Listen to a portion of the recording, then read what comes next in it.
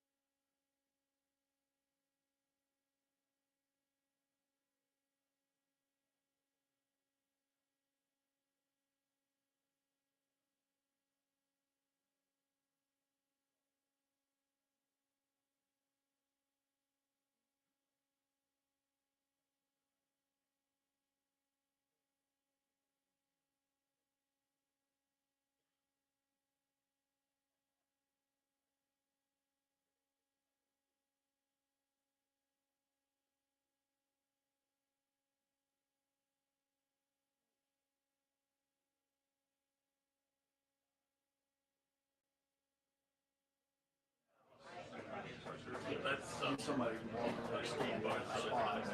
You're so focused on oh, yeah, well, that's pretty problematic.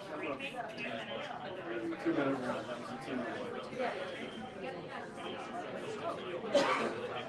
No, go for it. Go over.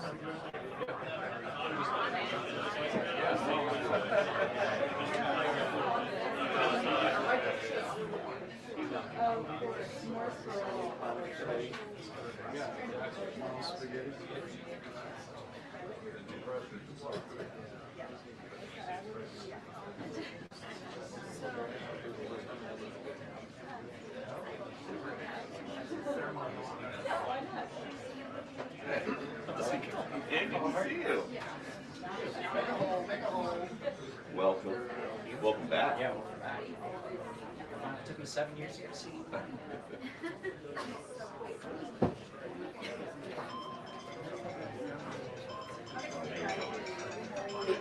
Fine, thank you.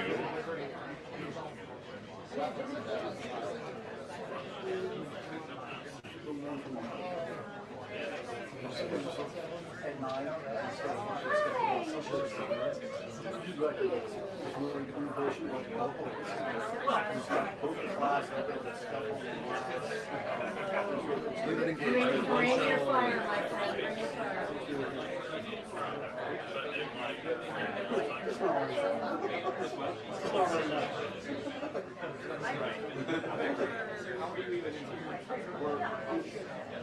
I don't know. Don't say anything too much.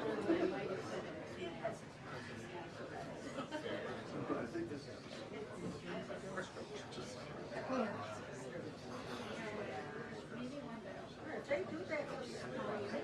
Nice to see you. I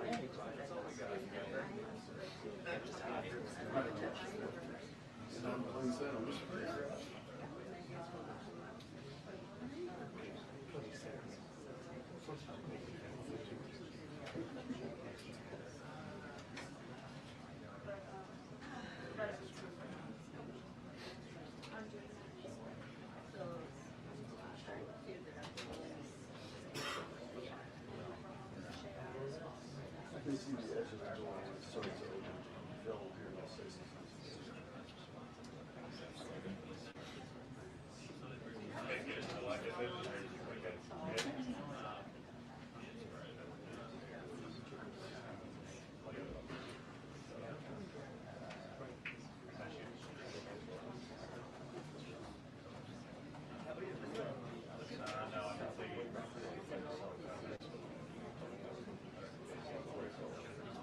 No.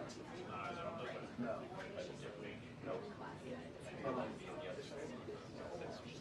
Oh, I'm talking about.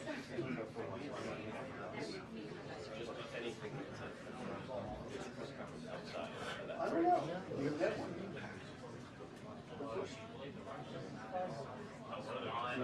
Wait, don't need it. Both of us.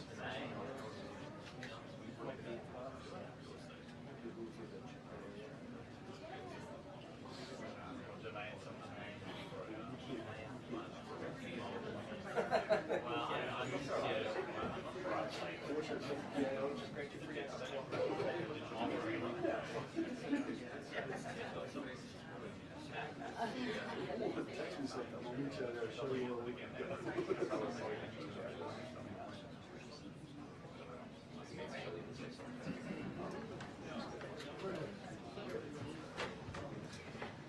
Good afternoon, everybody. How are you? Good. Let my staff get settled. There's a lot of news today, so I look forward to taking your questions. Good to see you. And I have some updates for you as well. Later today, President Trump will address the Business Roundtable's quarterly meeting, where he will tout his pro-growth economic agenda and answer questions before more than 100 of our nation's leading CEOs. In fact, it's the largest attendance ever for this event because business leaders are so eager and encouraged by President Trump's return to Washington. This follows President Trump's roundtable yesterday with the Technology CEO Council here at the White House, where he met with key leaders in the technology industry.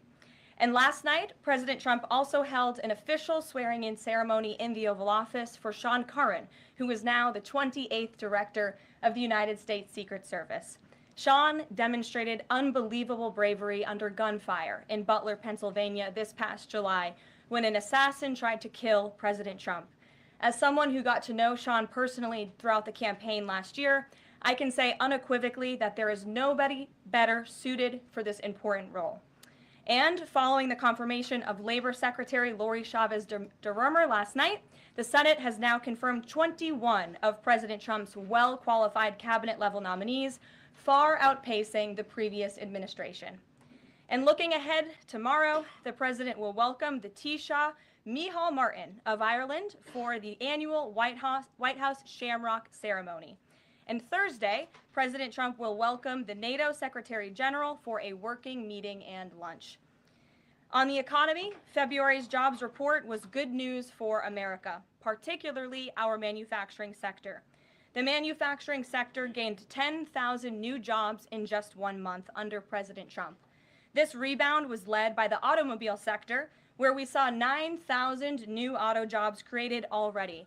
That is the most auto jobs added to the economy in 15 months. This was a complete turnaround from the Biden administration, where we were losing an average of 9,000 manufacturing jobs per month last year. Reuters is out with a report that a number of companies are now looking at expanding their presence or bringing their businesses into America because of President Trump's policies. And just moments ago, before coming out here, I saw another report by Reuters revealing that Merck has opened a $1 billion facility at its North Carolina site. This is just the latest pharmaceutical company to boost its U.S. manufacturing in lieu of President Trump's tariffs. This announcement follows Eli Lilly's plans to invest at least $27 billion to build 4 new manufacturing plants here in the United States. And Pfizer has also said it's considering moving their manufacturing overseas right here to the United States of America. As the president has said over and over again, when we purchase products made in the USA, the profits stay here, the revenue stays here, and most importantly, the jobs stay here. And despite the globalist mainstream media's attempts to worry consumers, President Trump will not repeat the trend of past American presidents who broke their promises to the American public and smiled while they stuck a knife in the back of American workers and shipped their jobs overseas. Our country has lost more than 5 million jobs in more than 90,000 factories due to devastating globalization over the last 3 decades alone. North Carolina lost 300,000 manufacturing jobs, including 60% of its furniture manufacturing jobs in the years following NAFTA. And in Michigan, globalist policies destroyed 250,000 jobs, including 40% of the auto industry, which again we know is clawing back because of President Trump's action already. These are harrowing statistics that represent countless towns and families who have been completely destroyed. But the America Last globalist era is ending under President Trump. He will no longer allow our country and our workers, our hard-working American families, to be ripped off. On another very important issue for the president, he continues to work hard to secure the border. If you missed it yesterday, CBP launched an enhanced home mobile app with a new feature, the Intent to Depart, which offers unlawfully present aliens or those aliens whose parole has been revoked an orderly and defined process to notify the U.S. government of their intent to depart the country. The CBP Home app strengthens our mission to secure the border and provides illegal aliens with a straightforward way to leave now before facing much harsher consequences later. A new report from Bloomberg just found that the number of aliens trying to reach our country by traveling through the jungle to Central America dropped a whopping 99% last month. And this follows the incredible news that illegal border crossings plummeted last month as well, down 94% at our southern border from last February under the Biden administration. As President Trump made clear during his historic address to Congress, we must finish this job and continue to carry out the largest deportation campaign in American history. And that is why the president fully endorses the continuing resolution that is before Congress and was negotiated by Speaker Johnson. He is encouraging all Republicans to vote yes on this clean CR, which freezes funding at current levels and will prevent the Democrats from getting their long-awaited government shutdown.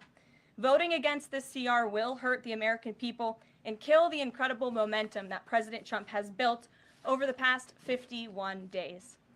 And lastly, before I take questions, I would like to commend the Washington Post, who I believe is in the room today. According to a new report from Axios, the Washington Post is overhauling their newsroom structure. It appears that the mainstream media, including the Post, is finally learning that having disdain for more than half of the country who supports this president does not help you sell newspapers. It's not a very good business model. And that's why we have people in our new media seat. And today we have Sargar Anetti, who is the host of Breaking Points, a popular political YouTube news and podcast show that has racked up nearly 1 billion views on YouTube, several hundred million podcast downloads since its launch in June 2021. He's also a former member of the White House Correspondents Association, but is now a part of the thriving independent media. We're very happy to have you with us here today. Why don't you kick off our briefing? Thank you. Really appreciate you having me, Caroline. A couple of questions for you, if I may. First on the stock market. So currently it's the 25th anniversary today of the dot-com bubble crash. There's a lot of concern for a lot of Americans right now about the state of the economy. President Trump has refused to rule out a recession. Secretary Lutnick, however, has told us there will not be one. So can the White House just tell and assure Americans today that there's not going to be a recession? Well, there's a lot to unpack there. So let me start by saying that, first of all, when it comes to the stock market, the numbers that we see today, the numbers we saw yesterday, the numbers we'll see tomorrow are a snapshot of a moment in time. And as President Trump has said, and I'm here to echo the remarks of this president of this White House, we are in a period of economic transition. We are in a period of transition from the mess that was created under Joe Biden in the previous administration. Joe Biden left this country in an economic disaster. Several statistics to point out. The delinquency rate on credit card loans increased 63% under Joe Biden, hitting a near 12-year high. Under Joe Biden, all net job growth went to foreign-born Americans. Real wages declined by 1.5% under Joe Biden. And as we all know, and this administration continues to combat, prices soared more than 20% under Joe Biden because of his reckless spending and economic policies.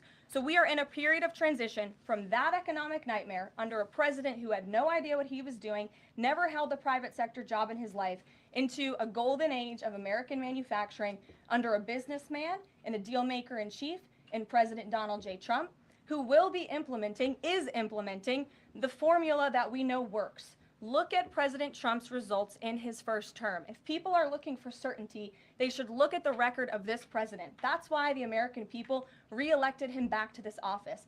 And look at everything that President Trump has already done and his team has already done in just 51 days. The massive efforts to deregulate, tax cuts, which we need Congress to pass the Trump economic agenda, the Trump tax cuts, which will unleash economic growth. And the president also addressed this directly, I will point out as well, when you look at what he said on Air Force One. And he said he wants the American people to have so much money in their pockets they don't even know what to do with it. That's the intent of this administration, and we're working very hard every day on that goal. Second question on the CR. So President Trump came out today in a primary challenge against Congressman Thomas Massie. Congressman Massie's been a supporter of DOGE. He's been a supporter of Make America Healthy Again. What kind of message is this White House sending against a congressman who's sticking up for principles that he's long held in the chamber and voting against continuing resolution and spending? I think the president has made it very clear that he believes it's critical for conservatives and Republicans and frankly all members of Congress to get behind this continuing resolution to keep the government funded. The president wants to continue the momentum that he has built over the last 51 days.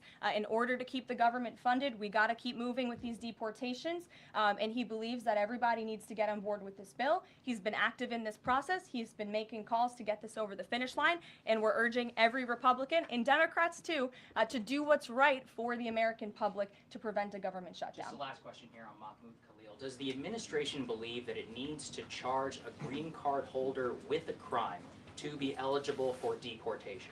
Well, in fact, Secretary Rubio reserves the right to revoke the visa of Mahmoud Khalil, and I'm glad you brought this up. Under the Immigration and Nationality Act, the Secretary of State has the right to revoke a green card or a visa for individuals who serve or are adversarial to the foreign policy and national security interests of the United States of America. And Mahmoud Khalil was an individual who was given the privilege of coming to this country to study at one of our nation's finest universities and colleges. And he took advantage of that opportunity, of that privilege, by siding with terrorists, Hamas terrorists who have killed innocent men, women, and children. This is an individual who organized group protests that not only disrupted college campus classes and harassed Jewish American students and made them feel unsafe on their own college campus, but also distributed pro-Hamas propaganda, flyers with the logo of Hamas. That is what the behavior and activity that this individual engaged in. And I have those flyers on my desk. They were provided to me by the Department of Homeland Security.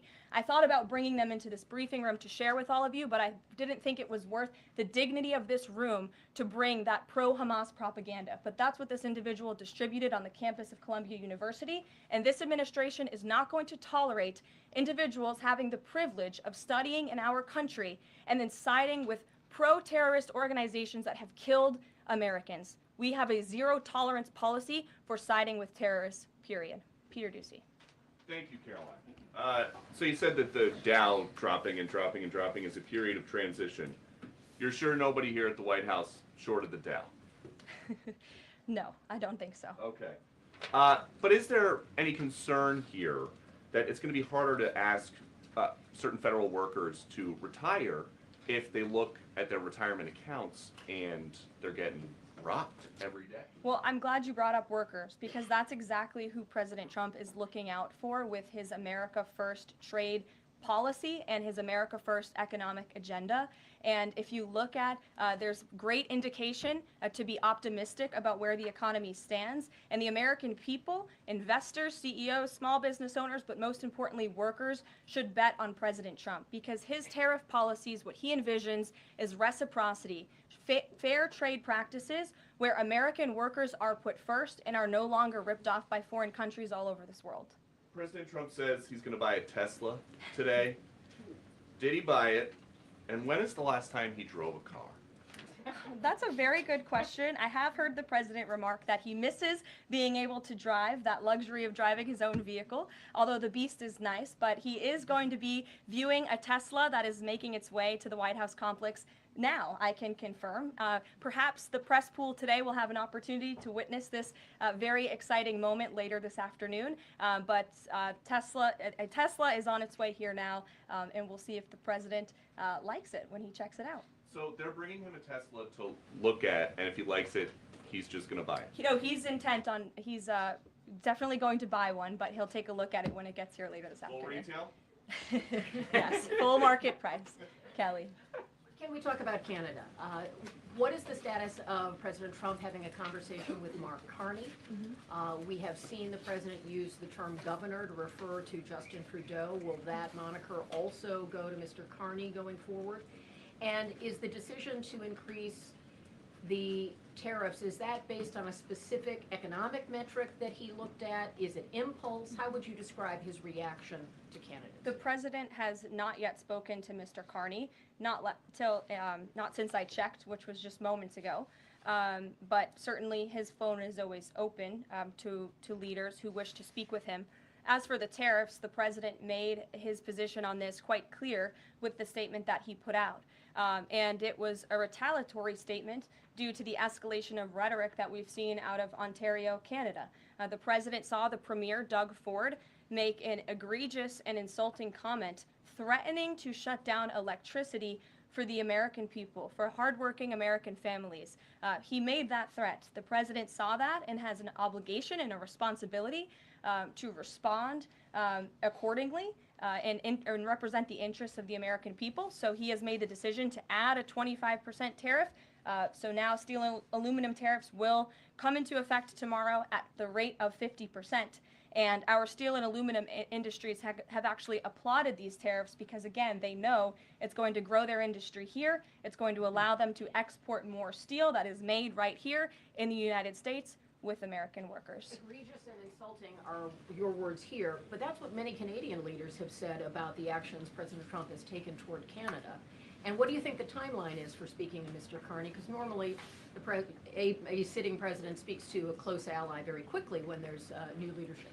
Well, the president is, again, responding to the fact that Canada has been ripping off the United States of America and hardworking Americans for decades. If you look at the rates of tariffs across the board that Canadians have been imposing on the American people and our workers here, it is egregious. In fact, I have a handy-dandy chart here that shows not just Canada, but the rate of tariffs across the board. If you look at Canada, since you brought it up, American cheese and butter, nearly 300% tariff. You look at India, 150% tariff on American alcohol. You think that's helping Kentucky bourbon be exported into India? I don't think so. 100% tariff on agricultural products from India. Look at Japan, tariffing rice, 700%. President Trump believes in reciprocity, and it is about dang time that we have a president who actually looks out for the interests of American businesses and workers. And all he's asking for at the end of the day are fair and balanced trade practices, and unfortunately, Canada has not been treating us very fairly at all over the past several decades. To the woman in the purple, because I saw you were making a face at my previous answer, so what's going on? Well, actually, I have a couple of questions. At the core of pro-Palestinian protests on college campuses and elsewhere is a demand to end the war in Gaza, a goal that this administration actually supports and has pursued. So why has this not been acknowledged or highlighted even? Because these colleges and these protests have again put out Hamas propaganda. The flyers that have been distributed call for violence. The flyers that have been distributed have the logo of an organization that has held Americans hostage, that murdered innocent babies, that murdered men, women, and children. They are a designated foreign terrorist organization, and we are not going to tolerate non-citizens, foreigners who come here on a visa engaging in such behavior, siding with terrorists. And the Secretary of State reserves the authority to revoke the green card or the visa of an individual who serves as an actually it says right here, reasonable grounds to believe that the alien's presence or activities in the United States would have potentially serious adverse foreign policy consequences to the United States. And I think siding with Hamas makes that quite clear. Secretary Rubio exercised that authority, and we fully believe that we are going to move forward with more arrests, as President Trump previewed in his statement yesterday. Ed. Also, Yeah, thanks. Go ahead. Caroline. So are there conversations between the administration and the Canadians going on over this tariff? Because the Ontario Premier says the next step is to cut off electricity to the U.S. And the president put out a statement after seeing those comments and said that it would be there would be grave consequences imposed on Canada if they think about shutting off electricity for the United States of America and our citizens. And the president is also determined to ensure that we are depending on American electricity, not the electricity production of foreign nations, including our allies in Canada. As for conversations, there is continued correspondence between the president's team, particularly Secretary Lutnick, and the Canadians as well. And in the market reaction, how do you sell to the American people then, after they're looking at what's happening in the markets this week, and say that the tariff policy long term is something good? Well, just think about what the tariff policy long-term will do for our country. I think many of us probably grew up in small towns. I know at least I did, and the main street in my small town looks a heck of a lot worse than it probably did decades ago before I was alive. At least my parents and grandparents tell me so. And I know many Americans feel that same way. What the president envisions for this country is for the United States of America to be a manufacturing superpower, where there are American factories and businesses owned by Americans, producing goods that we are exporting to the rest of the world. Those revenues will stay here. It will increase wages for people here in our great country. It will ensure our national security, and it will boost the morale of the American people to have thriving industries again. Think about Detroit, Michigan. Think about North Carolina, as I mentioned, that used to have a thriving furniture industry that no longer exists because of the globalist trade policies of previous and past administrations. And the American people gave the president a tremendous opportunity to restore American greatness and restore our manufacturing dominance, and he's intent on doing just that. John.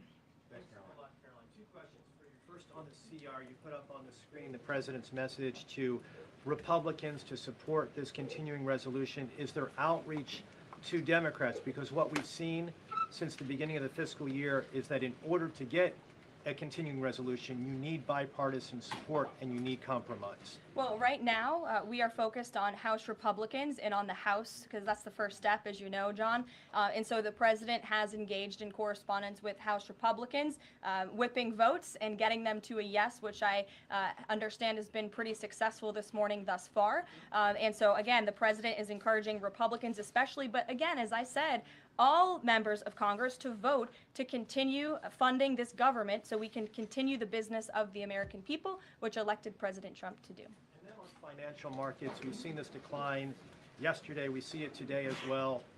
It seems that the read on the president's policies is one in which they do not have confidence in his trade tariffs policy.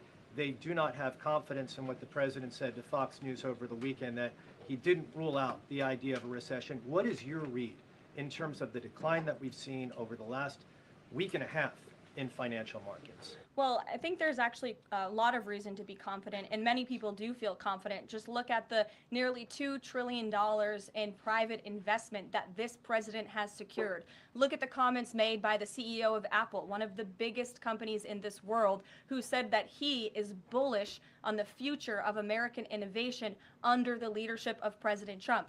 Look at CEO confidence. According to the Conference Board measure of CEO confidence, in Q1 2025, under the leadership of this president, it jumped to its highest level in 3 years, from cautious optimism to confident optimism. If you, again, look at the $2 trillion in investments from some of the biggest companies in the world. Look at the jobs report last Friday, as I also cited in my opening remarks. Fox Business reported that Trump sees a manufacturing boom in first full jobs report of his second term. Look at the auto jobs that have already poured back into America. We added 9,000 new auto jobs. Those are sticky jobs. Those are good paying jobs. That's 9,000 American families who will now be able to live the American dream because of the policies of this administration. You also look at small business optimism. The NFIB put out a report this morning. Small business optimism continues to be far higher than it ever was under the previous administration. There's a lot of reason to be optimistic. And again, the American people, CEOs and people on Wall Street and on Main Street should bet on this president. He is a deal maker, he is a businessman, and he's doing what's right for our country. He wants to restore wealth to the United States of America. Michael, good to see you. Hey, Caroline, thank you. 2 questions, if I may. Will the administration be providing any relief to states affected by the Ontario power tariff? Well, the president has made it very clear that Canada would be very wise not to shut off electricity for the American people, and we hope that that does not happen. As for what would happen if that does take place, I'll leave it to the president to make those decisions. And does President Trump share the Justice Department's concern over rising egg prices and possible collusion of big egg? Well, we definitely do share the concerns of the American people when it comes to the price of eggs. However, good news, the average cost of a dozen eggs is actually down since Secretary Rollins and President Trump announced their plan. It's down $1.85. So that's good news on the cost of eggs. And as we know, under the Biden administration, egg prices went up 22%. This is another example of an economic mess that President Trump inherited, and the Secretary of Agriculture and the President are focused on fixing it. Secretary Rollins put out a 4-point plan rather, to address this crisis, and she has been honest and realistic with the American people, as this administration always is. It will take about 3 to 6 months to get the egg supply back to where it should be, but she's focused, and this administration is focused on doing that every day. Karen. Thanks, Caroline. Just back on the markets, you said that what we're seeing this week right now on Wall Street is a snapshot of a moment in time. But does the president think he bears any responsibility for the turmoil in the stock market this week? Look, the president is unwavering in his commitment to restore American manufacturing and global dominance, and I think he doubled down on that this morning with his new statement and the tariffs that will be implemented tomorrow on steel and aluminum.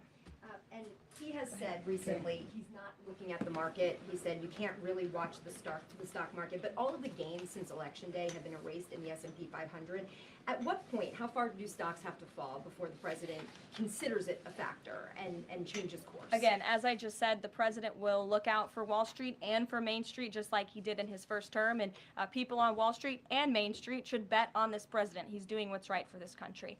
Nick, good to see you. Good to see you too. Thank you, Caroline. So, is the president prepared, like what we saw with Congressman Massey, to pressure other Republican lawmakers into supporting this continuing resolution? Well, he is very much, as I said, engaged in this process. He's been making calls to lawmakers on Capitol Hill, and I think his statements against Congressman Massey speak for themselves, and I will let the president put out any additional statements if he chooses to, but he fully expects all House Republicans to vote for this continuing resolution. And just to follow up, can we start to anticipate seeing more of the president weighing in on upcoming 2026 races like we saw this morning? I'm not sure about that. I'm not even sure if I'm allowed to speak about that from this podium. I would check in with our outside political team for guidance on future races and the president's involvement. Elena. Thank you. I wanted to ask about some comments Elon Musk made yesterday. He said that there is $500 to $700 billion in waste and fraud and entitlement spending. He called it, quote, the big one to eliminate. Earlier this month, he also referred to Social Security as a Ponzi scheme. Should Americans expect changes, big changes, to Social Security and Medicare? President Trump has been unequivocally clear on this. He is going to protect Social Security and Medicare benefits and Medicaid for hardworking Americans who paid into these entitlement programs and deserve those hard-earned benefits. And unfortunately, the mainstream media has taken Mr. Musk out of context. I saw a Bloomberg headline that our team actually worked on getting updated and fixed because it was so wrong, and it took Mr. Musk out of context. What he was specifically referring to cutting was the waste and the fraud and abuse that does exist in these programs. According to an IG report from the Social Security Administration, there's more than $70 billion of fraud in the Social Security program alone that we know of. And so the president will continue to protect these programs for hard-working Americans, and actually cutting the waste, fraud, and abuse out of these programs will protect it for hard-working Americans. But Caroline, respectfully, he said around $500 to $700 billion. There was no evidence to claim that, and also if that is the case, that would represent more than a third of what Social Security paid out last year, maybe 20% of Social Security and Medicare. Again, combined. if you read his full quote, he said, we think, so it's an estimate based on what he's seen. He's not saying definitively, he's saying that's what DOGE suspects and thinks. And that's exactly why DOGE was created, to ensure that we are investigating the fraudulent spending, the wasteful abuse across our federal government. And I would remind everybody in this room that 77% of the American people support this effort by Elon Musk and DOGE to identify such waste, fraud, and abuse. Caroline. Go ahead. Thanks, Caroline. You're welcome. If we could just step back for a second. When President Trump last addressed the BRT when he was on the campaign trail, his big push was on tax cuts. He's going there today as he's proposing tax hikes in the form of tariffs. Not And true. I'm curious He's not for doing why that. he's prioritizing that over the tax cuts. He's actually not implementing tax hikes. Tariffs are a tax hike on foreign countries that, again, have been ripping us off. Tariffs are a tax cut for the American people, and the president is a staunch advocate of tax cuts. As you know, he campaigned on no taxes on tips, no taxes on overtime, no taxes on Social Security benefits. He is committed to all three of those things, and he expects Congress to pass them later this year. I'm sorry, have you ever paid a tariff? Because I have. That's They it. don't get charged on foreign companies, they get charged on the importers. And ultimately, when we have fair and balanced trade, which the American people have not seen in decades, as I said at the beginning, revenues will stay here, wages will go up, and our country will be made wealthy again. And I think it's insulting that you are trying to test my knowledge of economics and the decisions that this president has made. I'm now regret giving a question to the Associated Press. Mary, go ahead. Hey, Caroline, I have two if that's okay. The first one was on Russia, Ukraine. I know Special Envoy Witkoff said yesterday that Zelensky apologized in his letter to Trump. Can you share any more about that letter and what else might be interesting from it that we don't know? Yes, the president did reference that letter, as you're saying, in his joint address to Congress. And I do have an update. As you know, Secretary of State Rubio and our National Security Advisor Mike Waltz have been negotiating with the Ukrainians today in Saudi. They will be providing a full readout of that meeting very soon. But I can assure you and everybody here and the American people that the news we've received from that meeting throughout the day and the president has been briefed on is positive. This meeting has been productive. I will let Secretary of State Rubio and our National Security Advisor speak to the specifics of what has taken place today when they are ready to do so when the meeting concludes. Lindsay, go ahead. According to Mahmoud Khalil, the president has said this is the first of many arrests like this. Does the administration have a rough estimate of how many arrests you're planning to make similar? I don't have an estimate. I do know that DHS, based on very good intel that they have gathered at the direction of the president's executive order, which made it very clear to the Department of Homeland Security that engaging, as I said, in anti-American, anti-Semitic, pro-Hamas protests will not be tolerated. So since the president signed that executive order and since Secretary of Known has taken the oath at DHS, they have been using intelligence to identify individuals on our nation's colleges and universities, on our college campuses, who have engaged in such behavior and activity, and especially illegal activity. And so I don't have a readout on how many arrests will come, but I do know that DHS is actively working on it. And I also know that Columbia University has been given the names of other individuals who have engaged in pro-Hamas activity, and they are refusing to help DHS identify those individuals on campus. And as the president said very strongly in his statement yesterday, he is not going to tolerate that, and we expect all America's colleges and universities to comply with this administration's policy. Jasmine. On Canada, after all of these threats to increase tariffs or turn off electricity, I wonder, does this administration still consider Canada to be a close ally of the United States? Well, I think Canada is a neighbor. They are a partner. They have always been an ally. Perhaps they are becoming a competitor now. But as the president also laid out in his Truth Social post today, he believes that Canadians would benefit greatly from becoming the 51st state of the United States of America. And I actually looked into some of the research about the cost of living in Canada, and the cost of living is much higher than it is here in the United States of America. The average cost of a home in Canada is much higher. In Quebec, the highest tax rate for an income of $150,000 or more is 53.3%, more than half of Canadians' incomes they are being taxed on. So the president has made it clear that he believes Canadians would be better served economically, militarily, if they were to become the 51st state of the United States of America. Reagan. Thank you, Caroline. A week ago, Attorney General Bondi said a truckload of Epstein files had been delivered to her office from the SDNY. When can we expect those files to be released to the public? I would defer you to the Department of Justice. I don't have a timeline here. Do you have any update on the JFK files? I don't at this moment. Again, I would defer you to our DNI director, Tulsi Gabbard, and also the Department of Justice. I know that they are working on that diligently, as the president requested them to do. Christian. Thanks, Caroline. Two questions. Since we've been talking a lot about tariffs, have there been any updates on standing up the External Revenue Service to collect revenue from that? Well, we need reciprocal tariffs to go into effect first, and as you know, the president will be rolling those out on April 2nd, and then the next start of that process is collecting that revenue to ultimately create the External Revenue Service, which Secretary Lutnick is working very hard on and is quite enthusiastic about, if you have noticed from his media interviews. Can the president do that through executive action, or will it require legislation? Well, the president already signed an executive order to direct the Secretary of Commerce to establish the External Revenue Service, or at least to identify ways in which it can be done. I would defer you to the Department of Commerce for more on specifics on that.